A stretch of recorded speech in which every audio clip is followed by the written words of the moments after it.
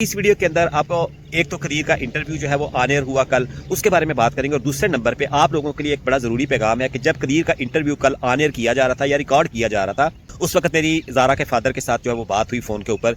Unluckily मैं पाकिस्तान के अंदर नहीं हूँ, तो मैं जो है फिर मैंने ये सोचा कि मैं उनसे आज फ़ोन के ऊपर ताज़ियत ही कर लेता हूँ, उनसे बात कर लेता हूँ। सबसे पहले उन्होंने आप लोगों को सलाम दिया और इस बात की उन्होंने बड़ी तारीफ़ की कि जितने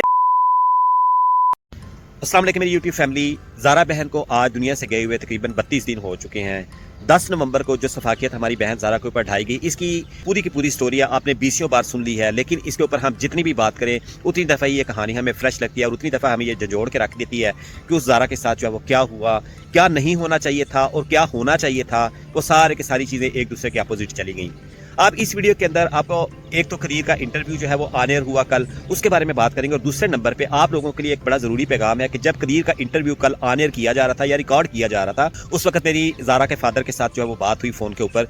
अनलकीली मैं पाकिस्तान के अंदर नहीं हूँ, तो मैं जो है फिर मैंने ये सोचा कि मैं उनसे आज फ़ोन के ऊपर ताज़ियत ही कर लेता हूँ, उनसे बात कर लेता हूँ, ज़रा उनकी थोड़ी सी फीलिंग्स जो है वो उसको शेयर करने की कोशिश करता हूँ, देखता हूँ कि वो क्या कहते हैं। सबसे पहले उन्होंने आप लोगों को सलाम दिया और इस बात की उन्होंने बड़ी तारीफ़ की कि जितने लोगों ने भी उनकी बेटी के लिए अच्छे वर्ड्स के अंदर वीडियोस बनाई, उन्होंने उसको बहुत अप्रिशिएट किया और उसके लिए सबका बहुत ज़्यादा शुक्रिया अदा किया। फिर दूसरी बारी आ जाती है हमारे सब्सक्राइबर्स, हमारे ऑडियंस जो इस केस को लेकर साथ में खड़े हुए हैं और अपने कमेंट्स देते हैं और अपने जज्बात का इजहार कमेंट्स में करते हैं, वो भी उन्होंने सारे के सारे मेरी वीडियोस के अंदर पढ़े और उसके लिए भी आप सबका शुक्रिया अदा किया। और तीसरे नंबर पर जो उन्होंने ये कहा कि जी आप मेरी बेटी ज़ारा के लिए ज़्यादा से ज़्यादा दुआ करें कि अल्लाह ताला उसको जन्नतुल फिरदौस में आला मकाम अता फरमाए। और उसके इंसाफ के लिए भी आप लोगों से यही अपील की है कि आप लोग जिस तरीके के साथ शाना बिशाना इस केस को लेकर खड़े हुए हैं, अपनी आवाज़ को बुलंद कर रहे हैं, इसी तरह ही आप साथ खड़े रहेंगे तो उनको बहुत अच्छा लगेगा। एक तो ये पैगाम था उनका। दूसरे नंबर पर हम कदीर की बात अब कर लेते हैं। कदीर के लिए बहुत सारे लोगों के अंदर घोटाला चल रहा था कि कदीर जो है वो मुल्क से फ़रार हो गया, कदीर जो है वो बैरून मुल्क चला गया, कदीर जो है वो एयरपोर्ट पर चला गया, कदीर सुसर से नाराज़ होकर जो है उसकी लड़ाई हो गई, भांडा फोड़ गया। इस तरह के जो सवालात आ रहे थे। कदीर ने दूसरी शादी कर ली, कदीर ने दूसरी बीवी की वजह से पहली बीवी को मरवा दिया।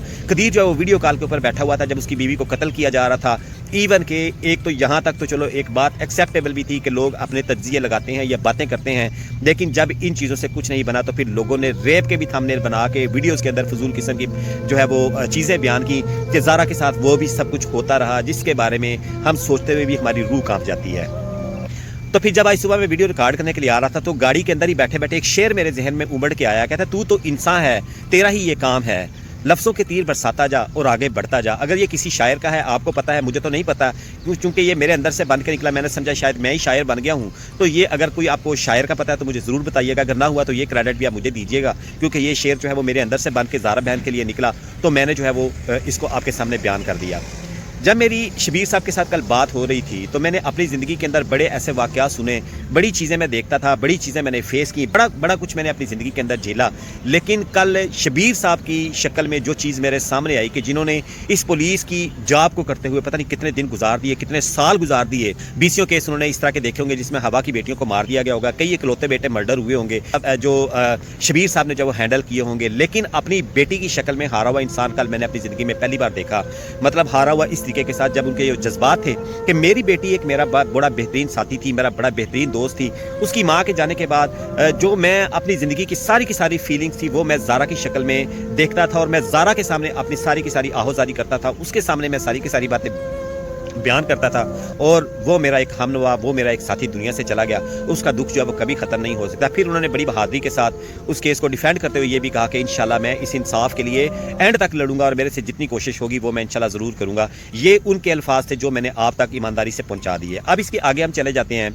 कल कदीर से एक एंकर ने जब सवालात किए तो उसने कदीर से वो सारे के सारे सवालात किए जिनका घोटाला बहुत सारे लोगों के अंदर चल रहा था, जिसमें यह था कि आपने दूसरी शादी कर ली हुई है या आप जो है वो माँ को कम पैसे बेचते थे, बीवी को जो है वो आप ज़्यादा तरजीह देते थे, अकलौता बेटा होने के साथ साथ जो आपके फ़राइज़ थे वो आप पूरे नहीं कर रहे थे, और ज़ारा की कब्र के ऊपर आप कितनी देर जाके बैठते हैं, और फिर ज़ारा का सास के साथ कैसा रवैया था, और फिर इसके साथ जो है वो ज़ारा आपको ये भी कहा जाता है कि आपको सारी की सारी रुदात का पता था कि ज़ारा को कत्ल कर दिया जाएगा।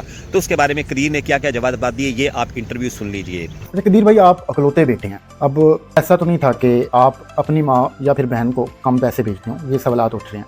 असल में मैंने स्टेटमेंट जुम्मे वाले दिन जो है ना वो दे दिया पुलिस को। स्टेटमेंट में जो है ना उनसे एक टाइम पे जो है ना वो 20,000 निकलता है, वो डेट में जो है ना अगर 10-11 पे निकले, 10-12 पे, उस टाइम जो है 1 मिनट में फ़र्क में, वो आपको पता है। जब देखेंगे ना आप स्टेटमेंट, फिर आपको जो है पता चल जाएगा वो घर में पैसे कितने आते हैं। अगर 30,000 की ज़रूरत है, 35 की या 40 की या 50 की या 60 की या 1 लाख की या 2 लाख की है, तो अल्हम्दुलिल्लाह पैसे की कमी नहीं है। बीवी आपकी दुनिया में नहीं रही, टुकड़े टुकड़े कर दिए गए। आपकी जो वालिदा हैं, आपकी जो बहन है, वो इस वक्त जेल में है। जुल्म आपके ऊपर, आपके बच्चे के ऊपर, आपकी बीवी के ऊपर ढाया गया। इस वक्त आप कहाँ पे खड़ी?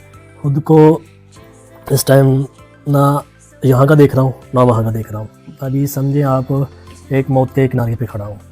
थोड़ी सी भी याद आती है ना, मतलब बेटा है, जब इसने उठना है, फिर इसने जब सोया होता हूँ मैं, तब मैं स्टार्ट करने लगा बात। जब देखता हूँ मैं ये मामला क्या हो गया, ये क्यों हुए, बस यही सोचते यहाँ पे सोच खत्म हो जाती है यार। ज़िंदगी जो है ना ख़त्म है मेरी, बस अभी बस यही आखिरी है, अभी निकल जाए दम या बाद में, बस वो चीज़ है। किसी का मुंह दिखाने के कायल नहीं हूँ, काबिल नहीं छोड़ा। आपकी वालिदा ने, आपकी बहन ने आपके साथ ऐसा क्यों किया? इसके पीछे क्या रीज़न हो सकती है, क्या वजह हो सकती है? वजह तो यार वो बेहतर बताएंगे, अंदर की कहानी वो जानते हैं, मैं नहीं। मुझे ये पता है मेरे घर वालों ने जितना उनको सुकून चाहिए था ना, तो मैं यही था एक कदम आगे। नहीं जो हमारी बहन ज़ारा थी, जी उसका रवैया अपनी सास के साथ, यानी कि जो आपकी वालिदा थी और जो उसकी नंद यास्मीन थी, उनके साथ कैसा था? जब भी मेरी सिस्टर जो है ना बड़ी घर में आती थी ना, तो अच्छा था। अच्छा, बहुत सारे लोग ये कह रहे हैं कि कदीर को कुछ मामलात का पता था, मगर उसने फिर भी अपनी बीवी को अपनी माँ या फिर उस वाले घर में जाने दिया। इस हवाले से क्या कहते हैं? यार असल में अगर मुझे पता होता ना, अगर मुझे पता होना एक दूर की बात है, बहुत दूर की बात, अगर एक शक भी होता ना, कसम से अगर ज़ारा ही अगर हालांकि बात सुन लेती, अगर इन्होंने मुझे कत्ल कर देना है, यकीन मानने के उसका वो घर में जो है ना 1 मिनट भी मैं उसको वहाँ पे रुकने ना देता। खामोशी इसलिए थी, किस चीज़ का किसको जवाब दूँ, कोई चीज़ नज़र आए तो आदमी जो है ना आगे आए, मरने के मुकाम पे पहुँची है बस। लेकिन पहले भी नहीं था मैं, फिलहाल अगर होता है ना किसी के साथ बैठ जाऊँ, गपशप लगा लूँ या कोई किसी के साथ चला जाऊँ, वो भी चीज़ नहीं है। बस ये अभी बिल्कुल कहानी बिल्कुल खत्म है, डेड है।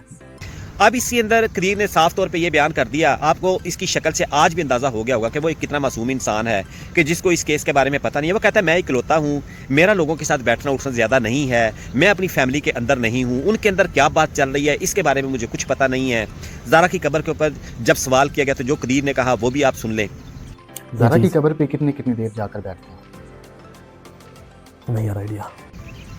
फिर इसके बाद जब माँ को पैसे भेजने की बात हुई तो जो कदीर ने कहा वो भी आप सुन लें। फिर ये सारी की सारी जो चीज़ें हैं, जब मैंने इनको गौर से देखा तो मुझे बड़ा अफसोस हुआ कि एक ऐसा इंसान जिसने अपनी ज़िंदगी के अंदर सिर्फ सेक्रीफाइसेस करना सीखा है, जिसने एक इकलौता बेटा होने का फ़र्ज़ भी अच्छे तरीके के साथ निभाया है, और आज वो जो है वो किस जगह के ऊपर खड़ा हुआ है कि वो ये सोचता है कि मुझे ये भी पता नहीं है कि अगली सांस जो है वो मेरी क्या होगी, मेरी ज़िंदगी जो है उसका खात्मा कब हो जाएगा। नन्हे शाफे को लेके कदीर बड़ा परेशान नज़र आया। उसने कहा कि ये जब भी उठता है, जब ये रोता है, उस लोगों का अखराजात है, ठीक है ना, तो वो कभी पूछा नहीं, लोगों का अखराजात है, ठीक है ना, तो वो कभी पूछा नहीं। कि जोली में भी आपको नजर आ रहा होगा कि कदीर का बेटा जो है वो किसी के साथ रोना शुरू कर दिया उसने, और फिर बाप ने जो है थपकी मार के उसको सुला दिया। तो ये सारी की सारी वो चीज़ें थी जो हमारे सामने आई, और इस कदीर के इंटरव्यू ने जो तहलका मचाया इस केस के अंदर, उसके ऊपर जो है वो मेरे अल्फाज जो वो ख़त्म हो जाते हैं कि मैं उन लोगों की सोच के ऊपर हैरान हूँ कि जो लोग अपनी अक्कासी कर रहे थे, अपनी तरफ से अंदाजे लगा रहे थे, अपनी तरफ से जो बातें कर रहे थे, ये एक ऐसा मासूम इंसान जो किसी चीज़ के अंदर इन्वॉल्व नजर नहीं आता, और उसने हर चीज़ जो है वो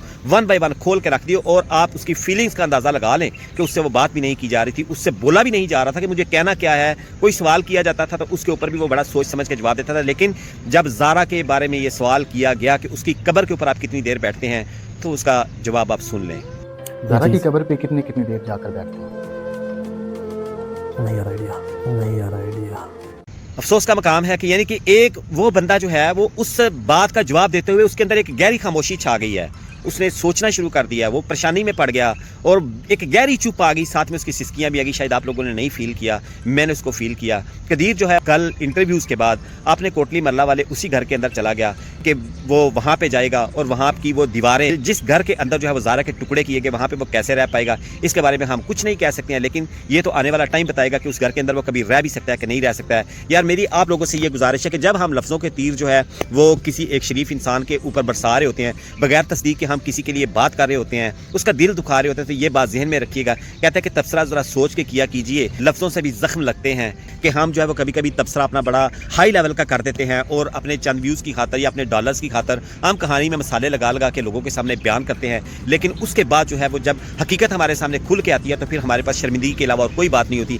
आज इन लोगों के पास जो है वो कदीर के बारे में क्या जवाब बात होंगे, आज इनके पास कदीर के बारे में और कौन से सवाल होंगे, क्या आप ये बातों से बात निकालेंगे, क्या ये मजीद कदगर उसके पास लगाएंगे कि ये नाटक कर रहा था, ये ड्रामे कर रहा था। एक शाह साहब ने कुछ दिन पहले जो है वो एक इंटरव्यू में बड़े गंदे अल्फाज उसके लिए यूज़ किए थे कि तुम्हारी बहन का यार है, हमारी बहन के घर में वो सोता रहा है। कभी भी अल्फाज की जो तरशोल है वो हमें किसी के ऊपर नहीं बरसाने चाहिए, अल्फाज की जो तीर है वो किसी के ऊपर नहीं बरसाने चाहिए कि बरसों तक जो है वो उनकी शिद्दत को महसूस करता रहे और इस बारे में परेशान रहे कि मेरे साथ जुल्म तो हुआ था, लेकिन जुल्म होने के साथ साथ मेरे बहुत सारे ऐसे पाकिस्तानी भाई, मेरे बहुत सारे ऐसे चैनल्स वाले जिनको लोग बड़े सराहते थे, जिनको बड़ा अप्रिशिएट करते थे, उन्होंने जो है वो मैं इस मौके के ऊपर मेरे साथ कौन सा नारवा सलूक किया, किस तरीके के साथ उन्होंने मुझे ट्रीट किया। तो इस तरीके के साथ हमें कभी भी किसी के बारे में बात नहीं करनी चाहिए। ये वो चंद सवालात थे और जवाबात थे जिसमें कदीर ने साफ तौर पर बता दिया कि जनाब मैं अपनी माँ को ना मैं बचा सकता हूँ। अब जाहिर बात है कि वो उसने उस तरीके के साथ शायद ना कहा हो कि इनको करार वाकई सजा मिलनी चाहिए, फांसी के फंदे पे लटका दो, इनके टुकड़े कर दो, भाई उनकी माँ भी है, लेकिन उसने ये कहा कि ना मैं अपनी माँ को बचा सकता हूँ, ना मैं अपनी माँ के लिए और कुछ कर सकता हूँ, कानून उनको जो सजा देगा वो मुझे एक्सेप्टेबल है और उसको मैं कबूल करूँगा। ज़ारा जो है वो मेरे लिए बड़ी इंपॉर्टेंट थी और मेरे बच्चे की माँ थी, मुझे उससे बड़ा प्यार था और मुझे उसका अफसोस भी हद दर्जा है कि वो दुनिया से चली गई है और मैं आज जो है वो अकेला रह गया हूँ और उसके बाद शायद अब ज़िंदगी का तसव्वुर मुमकिन नहीं है। ये सारे के सारे वो अल्फाज थे जो कदीर के मुंह से निकल रहे थे। पैसे भेजने के मामले में कदीर ने बताया कि मैं अपने घर में जितना सुकून पैदा कर सकता था मैंने उतना सुकून पैदा करने की कोशिश की है। मैं अपनी माँ की एक्सपेक्टेशन से एक कदम आगे रहता था। उनको 30,000 चाहिए, 50,000 चाहिए, लाख चाहिए, 2 लाख चाहिए, किसी भी टाइम चाहिए। अगर मैं ज़ारा को पैसे भेजता था तो अगले ही मिनट के अंदर अपनी माँ के लिए अलग से पैसे भेजता था और मेरी माँ को पैसों की कोई कमी नहीं थी। अब उनके अंदर से क्या था, उनके अंदर क्या चल रहा था, किस वजह से जो है वो उन्होंने ज़ारा के साथ ये सलूक किया, इस तरीके के साथ उसको सफाई हस्ती से मिटा दिया, इसके लिए मैं कुछ नहीं कह सकता। लेकिन मेरे सामने इस तरह की कोई स्टोरी अगर एक सेकंड के लिए भी आ जाती कि ज़ारा को वो मारना चाहते हैं तो मैं ज़ारा को उस घर के अंदर 1 मिनट के लिए भी ना रहने देता। फिर वो बंदा जो है वो थोड़ा सा दुखी हो जाता है। जाहिर बात है उसकी गोद के अंदर नन्ना शाफे भी है जो सो रहा था, फीडर उसने हाथ में पकड़ा हुआ था, माँ भी बन के उसको पाल रहा था, बाप भी बन के उसको जो है वो हौसले दे रहा था कि वो जाहिर बात है कि जब बच्चा वो उठता होगा तो जैसे उसकी माँ उसको फीडर बना के देती होगी ऐसे उसकी माँ उसको नजर नहीं आती, तो उस बच्चे के ऊपर क्या गुजरती होगी इसका अंदाज़ा वो बच्चा लगा सकता है जो अपने मुँह से उसका इजहार नहीं कर पा रहा, जिसके सामने उसकी माँ के टुकड़े टुकड़े कर दिए गए उसी कमरे के अंदर और उसको जो है वो दादी जो है वो बहला फुसला रही थी और दूसरी साइड के ऊपर उसके ऊपर टोके बरसाए जा रहे थे और उसको सफाई हस्ती से मिटाया जा रहा था। छोटे छोटे टुकड़े में उसको तकसीम किया जा रहा था और उसकी बोरियां बनाई जा रही थी और उसके अंदर ईंटें डाली जा रही थी, गंदे नाले में उसको गिराने की तैयारियां की जा रही थी और कदीर की मोटरसाइकिल के ऊपर जो है उसकी महबूब बीवी के टुकड़े जो है वो कभी इधर और कभी इधर गिराने का सारे का सारा प्लान तैयार किया जा रहा था। अफसोस का मकाम है, अफसोस का मकाम है, हम इंसानियत से बहुत ज़्यादा गिर चुके हैं, जुल्म हो गया, सारा कुछ हो गया, लेकिन जिन लोगों ने इस केस के अंदर इस तरह के थंबनेल्स बनाए या इस तरह के इल्ज़ामात उसके ऊपर लगाए, इंशाल्लाह ज़िंदगी रही तो उनकी कोई वीडियो मेरे सामने आएगी तो मैं उसको कभी नहीं देखूंगा। मेरा उनके साथ ये ज़रूर बाइकाट है। मेरा ज़ारा के साथ सिर्फ और सिर्फ कि सोशल मीडिया का रिश्ता है, लेकिन इस सोशल मीडिया के रिश्ते को मैं अपने आप को उसके सगे भाई की तरह कंसीडर करता हूँ और उसके इंसाफ के लिए उसके लिए जितनी मैं कोशिश कर सकता हूँ, इंशाल्लाह जितने अल्फाज में इस्तेमाल कर सकता हूँ वो मैं करता रहूँगा, उसके लिए दुआ भी करता रहूँगा। आप लोगों से भी ये गुजारिश है कि आप जो है वो कमेंट बॉक्स में अपना फ़र्ज़ ज़रूर अदा किया करें, जस्टिस फॉर ज़ारा ज़रूर लिखा करें ताकि कोई और हवा की बेटी जो है वो इस वाक़े की भीट ना चढ़े और इस तरीके के साथ किसी के ऊपर तशद्दुद ना किया जा सके। जिस तरीके के साथ मर्डर्स तो हमने बहुत होते देखे हैं, बड़े जुल्म होते हैं, लेकिन ये अपनी नवैयत का एक वाहिद जुल्म था जिस जुल्म ने हर छोटे से छोटे बंदे को और बड़े से बड़े बंदे को भी जोड़ के रख दिया कि ज़िंदगी के अंदर ऐसे भी वाक़यात मिलते हैं। अफसोस का मकाम है, अफसोस का मकाम है, लेकिन हम ज़ारा के लिए दुआ कर सकते हैं, उसको इंसाफ दिलाने के लिए हम शाना बशाना खड़े हो सकते हैं, इस केस के लिए हम आवाज़ उठा सकते हैं टिल द एंड और हम अपनी कोशिश जो है भरपूर तरीके के साथ कर सकते हैं। और मैं ये एक्सपेक्ट करता हूँ कि आप लोग इस मिशन के अंदर मेरा भरपूर साथ देंगे। कमेंट में ज़रूर लिखा करें और आगे इस वीडियो को शेयर भी किया करें। एंड के ऊपर मैं ये कहता हूँ, कहता तू तो सूरज है, तुझे क्या मालूम रात का दुख, तू मेरे घर में उतर किसी रोज़ शाम के बाद, लौट आए ना किसी रोज़ वो आवारा मजाज, इसी आस पे खोल रखते हैं दर खुले शाम के बाद। तो ये वो रुदात थी जो मैं आपके सामने अपने अल्फाज में बयान किया जा रहा था। उम्मीद है कि आपको ये पसंद आई होगी। अगर वीडियो अच्छी लगी है लाइक करें, शेयर करें, कमेंट करें और मुझे अपनी दुआ में याद रखें। टेक केयर, अल्लाह हाफिज़, अस्सलाम वालेकुम।